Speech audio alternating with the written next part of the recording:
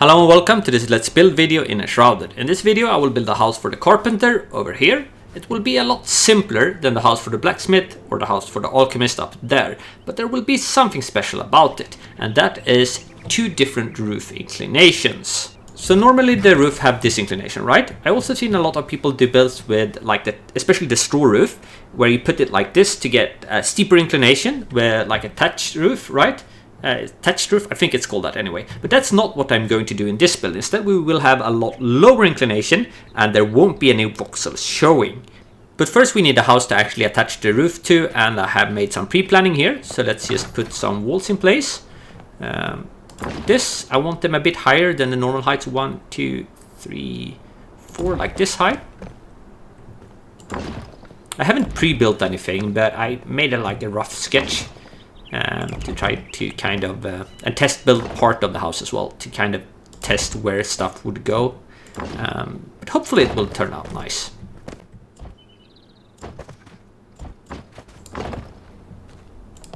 So now we got the basic shape of the house done, and I think we actually will start with that roof with the lower inclination, so no one can really say I'm clickbaity since I hinted about it in the title and in the introduction. Let's do that one right away. You have to start by crafting a huge amount of the wooden banquet table, and by now you can probably see where I'm going with this. So maybe not a huge amount of wooden banquet tables, but a quite large amount anyway. So I will start by placing this here. This is just temporary. I will remove it later, but I kind of need it now for what will happen next, right? So we also have to grab, let's see, the 4-meter box, and use some type of terrain material. We can't use normal building blocks, we need the terrain material. Place it like this, so one above. We can actually extend it a little bit here as well. And then we have to go up one, and 1, 2, and come on. I have to redo that, like 1, 2, 3 inwards, and the same on the other side. 1, 2, 3. And then we go up one, and again in 1, 2, and 3, and same on the other side. So I think it was like here, right? I hope I did it. Yeah, it looks symmetrical, right? Then we grab the table, and you can see that we now can make it lean quite a lot. This is the maximum inclination you can get on items like furniture and stuff like that. If it would be terrain below here, it would actually not lean this much. It would lean a little bit less. So that's the reason for having like the first layer made out of like normal material. And if we try to put it on only normal materials, it won't lean at all. And if it's too steep here, it would not place, right? If it's too steep of an inclination. So this is the maximum inclination you can get. We just place a few of these and be quite precise when you place them, so they have like the same inclination, because that's important once we get higher up. So just try to fit them really nicely together here.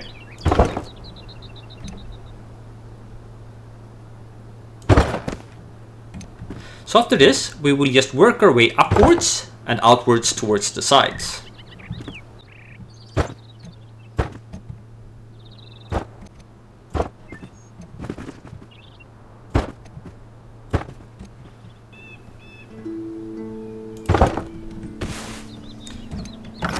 If you run out of tables, you can always cannibalize. If you run out of tables, like I have done right now, you can always cannibalize on the lower levels here, because we don't really need them once the higher ones are in place. Just be careful so you don't by mistake pick up like the uppermost layer, because then you kind of have to restart from the beginning. When it's time for the final layer, you have to start being neat again.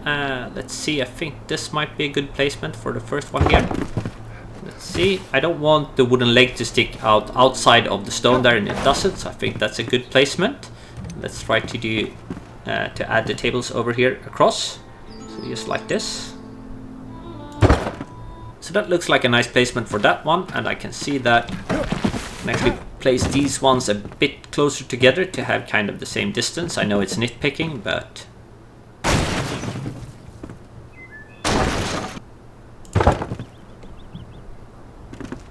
yeah, I think that's good enough. Let's do the second layer. To figure out the placement of the last row of tables, I put some beams in place because I want it to look like those are supporting the roof. right? So that kind of helps with the placement of the last table. So let's see, I think something like this. I want the legs to kind of melt together with the beam, so it looks like it's part of it and just adds, like, becomes a wooden detail. So like something like this. I think this will be good. Maybe it needs to go a tiny bit inwards there.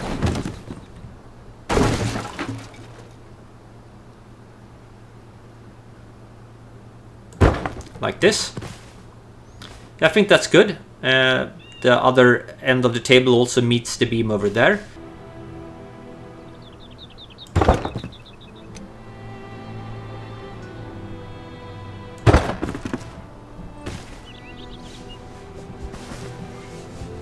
Okay, so I got the last row in place, and now we just need to remove all the tables below here.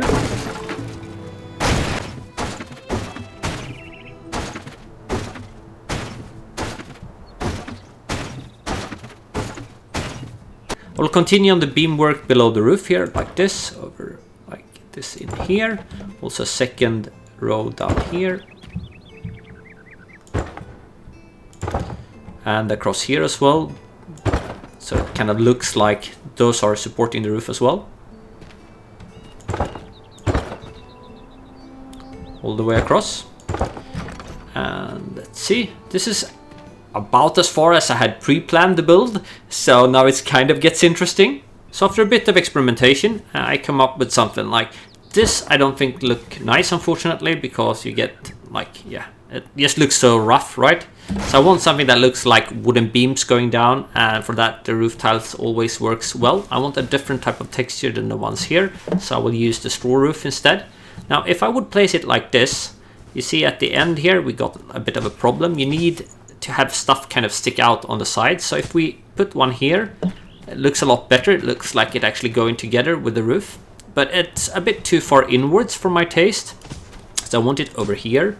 And then we got this problem again due to this thing. So if I remove this, the flowers are in the way again. You can see it now looks nice all around.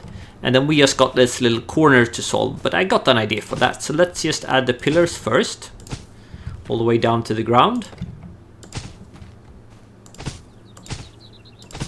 And same on the other side, we will have to remove this thing over here.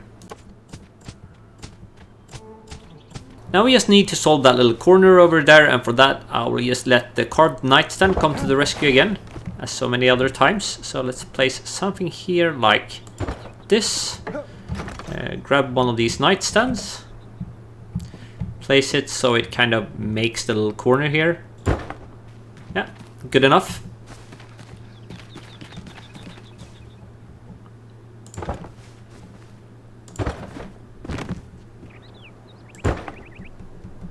I also want the pillar to actually stick down into the ground. It looks like it's hovering above it now. So I think what I need to do is just remove a little bit of the ground here, place the pillar there, and then place a dirt block like this. Yeah, that looks better. Now anyway, we are done with the little roof now. That got a very different inclination than all the other roofs. I can show how it looks from above as well. So I think this is really nice, and I plan for like the crafting area for the carpenter to be below that roof. But I think I got some ideas that might be interesting for the rest of the building as well.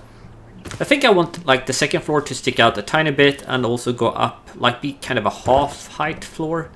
I'm not exactly sure yet, but something like this should probably be nice.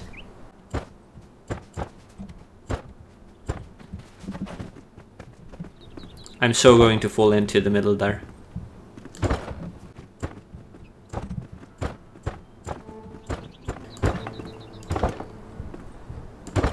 I will also replace the corners here with plant fiber roof, so it's the same kind of beams as up there. So I want some stuff to be different between the buildings, but also some things to kind of be similar as well. So it feels part of the same village, like same palette or color palette or material palette or whatever you want to call it, right? Oh, very close falling down there.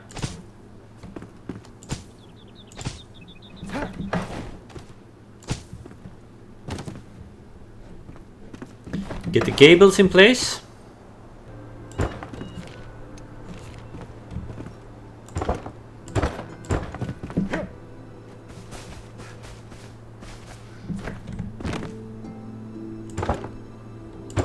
Okay, so let's place the roof here, and I want it to overhang a little bit, both to the sides and, well, on the gables. I think that will be all right, and I will just continue this one over towards the other side.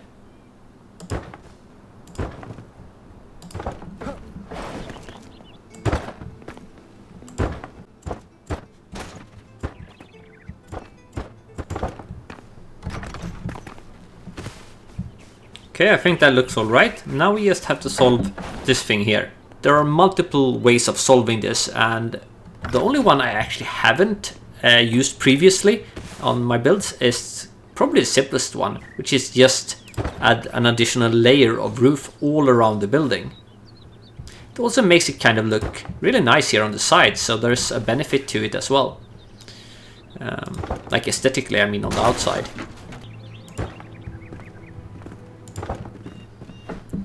Just have to check so they're actually aligned equally on both sides.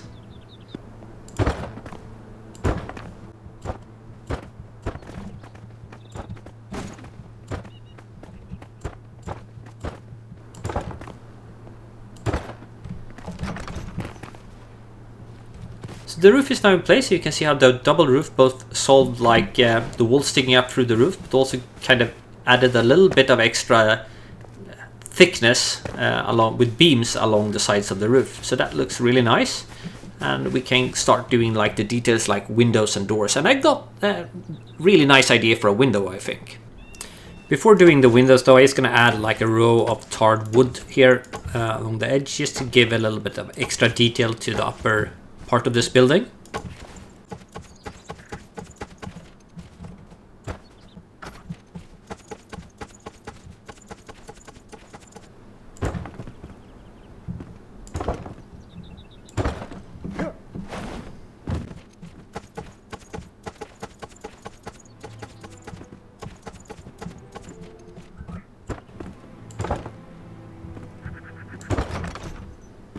Yeah, I think that kind of makes it look a little bit more interesting. Okay, now time for the windows.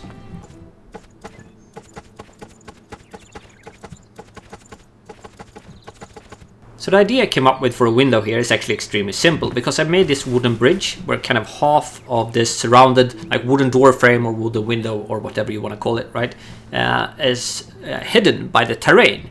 So that means that since we can do round windows like this, really huge round windows, we also got a bunch of other shapes we can actually do in terms of windows, right? So let's just grab this here.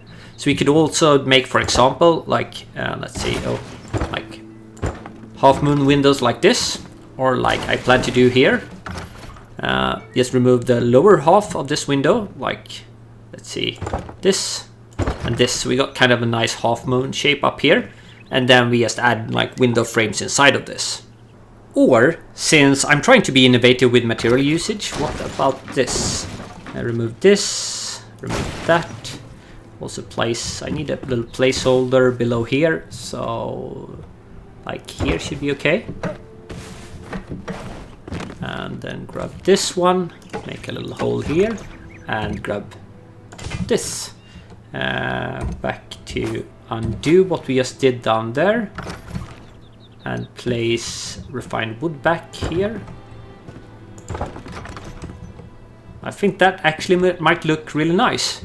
I'm not 100% sure using the iron grate as window bars is the correct decision, but then again I'm not sure it isn't either, so I will leave it for now and instead focus on improving the wall here.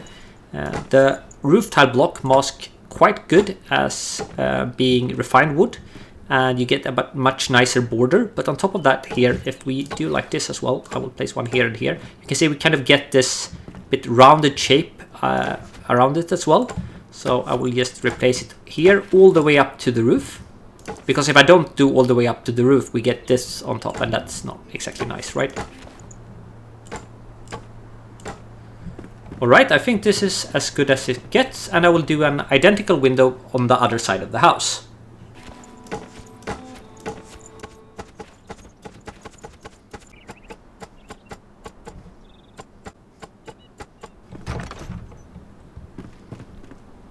So I think the carpenter's house is shaping up quite well. I mean, it's different enough, especially like this roof here is different from anything else in the village, while style-wise also being kind of close enough to fit with the other buildings here. So I think it will be all right. The last thing I want to do is add some more detail here on the lower section, like actually adding like a door in, windows and stuff like that, but I don't think I will fully furnish it in this video because then the video will be too long. Plus, I don't think I have any like particularly new ideas for the actual like indoor furnishing and stuff, like building technique wise. So I think the parts I've done so far are the parts that you as a viewer might be interested in, and then just kind of see the final result, I guess. I cut a hole in the wall here for a door with a little bit of a wooden stair leading up to the door as well, made out of refined wood. And over here is a window, and there is actually one thing I want to show here with the window, because you can add some nice detail here by just mixing materials. All of this wall here is roughly cut stone block, and what I will do is just place some refined stone block here below the window. And you get this kind of pretty nice little detail here below the window, and it will actually look quite nice from the inside as well. So that's a little trick if you work with stone windows. One last thing, if you want to place a crafting station directly on terrain, it's hard to get it to stand perfectly horizontal. Like the reason for the fertilized farm soil here is I want the ground to look like it has been burnt a bit by this crafting station. But anyway, like even if you do, it kind of hovers a tiny bit above the terrain. And the way you solve that is by making a little hole in the ground like this. I think this should be enough. Grab a normal block, so not a terrain block, but a building block like this. Grab a bookshelf and place it just below kind of the terrain. So it should be like more or less like here, right? Then we can remove this one here. Grab our crafting station. And now we have the bookshelf that is actually what the crafting station will be placed on top of. Like this. And now it will be perfectly horizontal and also planted kind of deep inside of the terrain, or firmly inside of the terrain. And I think that looks a lot better. And then of course, if you want to, we can also kind of make sure that little hole is filled below by just doing like this. All right. Before we take a look at the finished build, if you thought this video was good, don't forget to give it a thumbs up. It helps for channel growth. What also helps for channel growth is of course subscribers. So if you want to subscribe, that is of course highly appreciated. What you can expect in return is of course videos like this, let's builds and crafting survival titles, but also kind of let's plays and similar type of content. I also like playing survival city builders, so that's also something you can expect to see. Maybe some previews, reviews, guide type content, but in this genre. Now let's take a look at all the detailing I did for this build. So this is the finished build, and it now includes a chimney. You will see why once we get inside. I chickened out a bit on the material choice for these wooden beams here, so now I used the same materials as down here. I also made a small change up here along the edge where I let the refined wood go all the way down. I think that actually looks better. I added a lot of stuff here for the carpenter. If you wonder how you make these pots, like you stack them together, like stacking plates on top of each other is just stacking them. But for the pots, you have to do it a bit differently. So the way you do this is you stack a bunch of plates, and then you put the uppermost one on top of the top plate. And then you start removing the plates. And then you can kind of stick in more pots below the first one as you remove plates, and then you just work your way downwards. You might ask yourself why this trick that I actually used quite heavily when decorating this build wasn't included in the earlier guide type content of this video. Maybe it should have been, but look at it like a little reward for sticking with me this far into the video. I also added a few ones here, half buried, to look like broken ones. So anyway, this is the outside with the kiln over there and all the other stuff the carpenter needs over here. There's also a small staircase or stairs leading up towards the back of the build. Let's head inside. So here is the storage area. I use magical chests, even if I don't think they look as good as the normal ones, because this is supposed to be a practical base, so I actually want stuff in them. So this is the first floor. And up here is the living space for the carpenter. It's quite a small space, so no kitchen or bathroom or anything like this, just a bed and a little table. But I think this fireplace is a bit interesting because it's actually two fireplaces back to back. So if you want to place them a bit out from the wall, they don't really meld together with the material I used for the chimney. So instead I actually placed another fireplace, and you can't really see it's a fireplace, so it looks like one fireplace I think, because it's so close to the wall so you don't really see the fire. If it's further out from the wall, this won't work. So that's the whole build, and I think like the thing that really stands out here is of course the roof over here. That is very different from what you would normally see on most builds. So, well, anyway, that was the whole video. Cheers!